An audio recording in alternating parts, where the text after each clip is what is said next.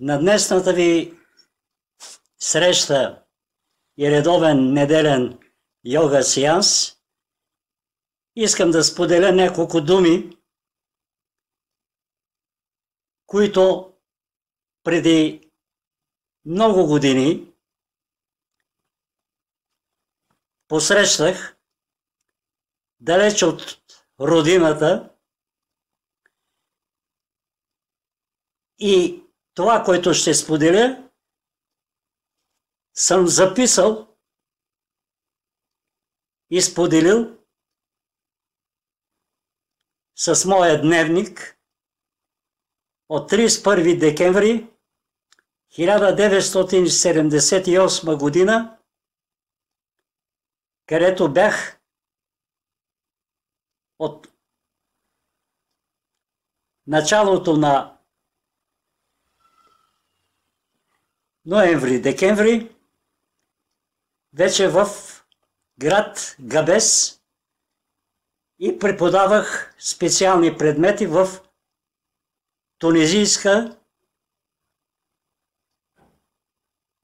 Тунизийският технически университет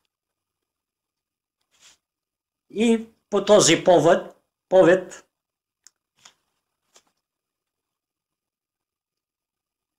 очаквайки настъпването на новата 1979 година, ето какво споделям в моя дневник. Няма нещо по-ценно на този свят от йога. Който е разбрал тази велика истина, се е спасил от мъката на този свят. Аз съм жив, защото съществува йога и ом. Ето 9 главни пороци от човека. Те са следните. Първите 3 – себелюбие, измама, съмнение. Другите 2 – вражда и поход. Който ги победи, минава от 4-то стъпало в 3-то. Остава му още да победи любовта към земния живот, стремлението към небето, самохвалството и гордостта.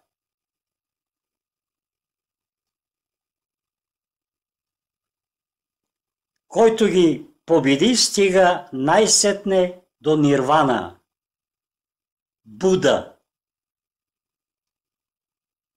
Това са думите на Буда. А сега искам да споделите писаното, което успях. Аз го знаех, но все пак точните думи на великият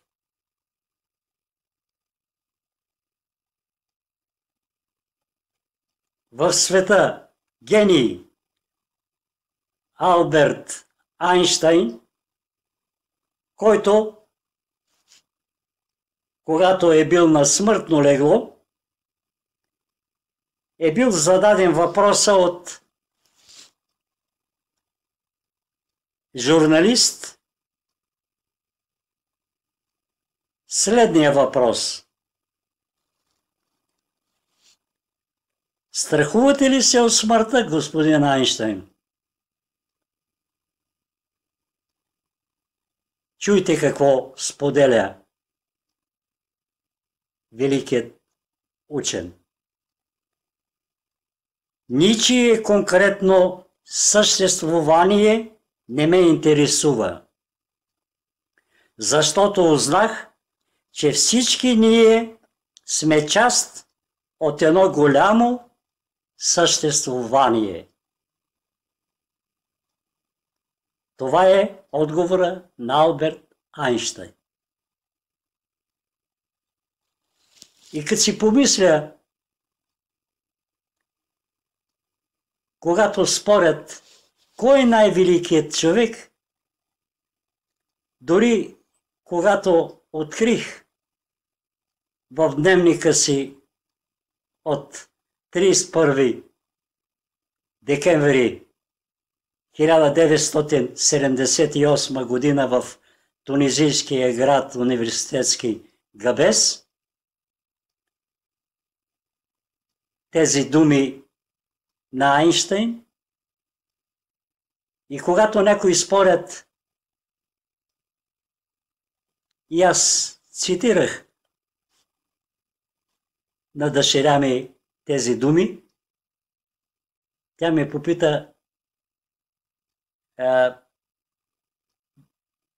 наистина ли каза, тате, че Алберт Айнщайн е най-велики от великите учени на нашата планета?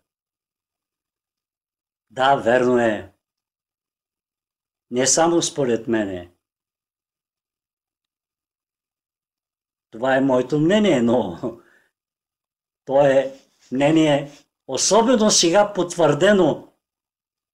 Много спореха дълги години след смъртта на Айнщайн за тъй наречените гравитационни вълни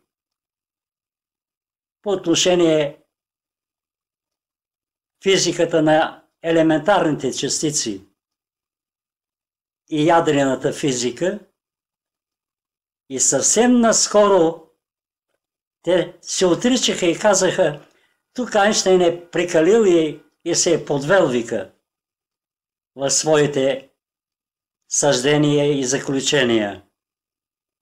Обаче сега в ЦЕРН, Швейцария, в ядрения център на физиците световни, се доказаха и откриха гравитационните частици.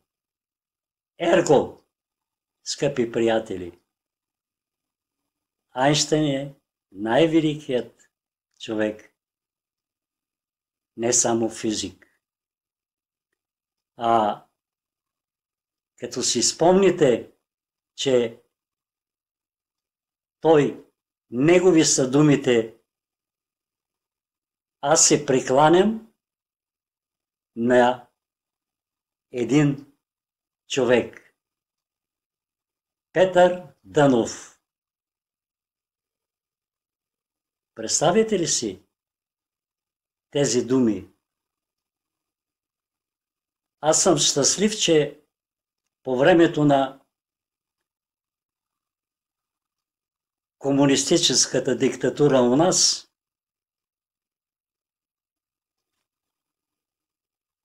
успях, наред с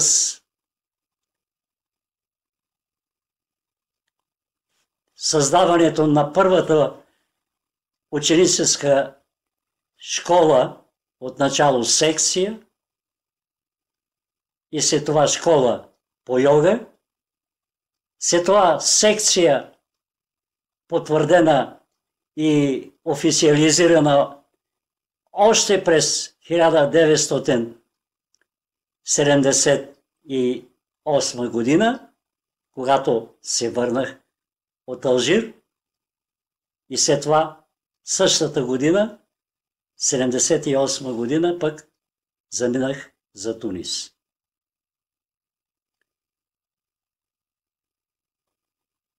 Скъпи приятели, щастлив съм, че съм тук в България и имам хора като вас, които се събират. Продължавайте, дързайте, дързайте, мили приятели. За мене това е не само утеха, но и радост.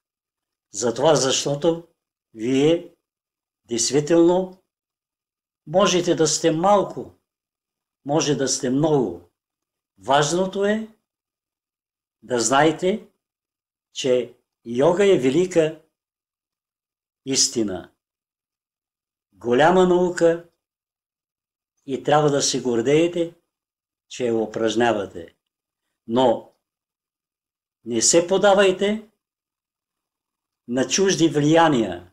Не превръщайте йога в фитнес. Йога не е само практическата част. Не е само тъй наречената телесна йога. Тя е важна. Тя е важна за здравето ви, което трябва да осигурите през целия си живот. И за това знайте, че йога не е само асана, пранаяма, пратяхара. Пратяхара подготвя към другата, най-важна, умствената, духовната йога и подготвя за, както знаете, дхарана, концентрацията, и дхияна, медитацията. Да не говорим за повисшите нива, като самадхи. А не забравяйте това, което от Патанджали държи. Нравствената самодисциплина. Това е именно яма и нияма. Запомнете, че йога е именно тези три части. И се е родила след като е събрал всички информации. Втори век, това са 200 години преди Христа. Представете ли си каква наука, изровена от пепелта, от древността, за да възкръсне и днес да имаме целия свят. Бум на йога. Но прецеждайте, филтрирайте и знайте, че ние трябва да останем верни на йога, на интегрална йога. Това е или йога. Няма йога фитнес, няма йога, разберете, за други цели. Йога е тази, която са ни дали големите учители и която построява с нейните именно 7 елемента и 7-те чакри в човешкото тяло. Хари Ом, скъпи приятели, Ом Тат Сат.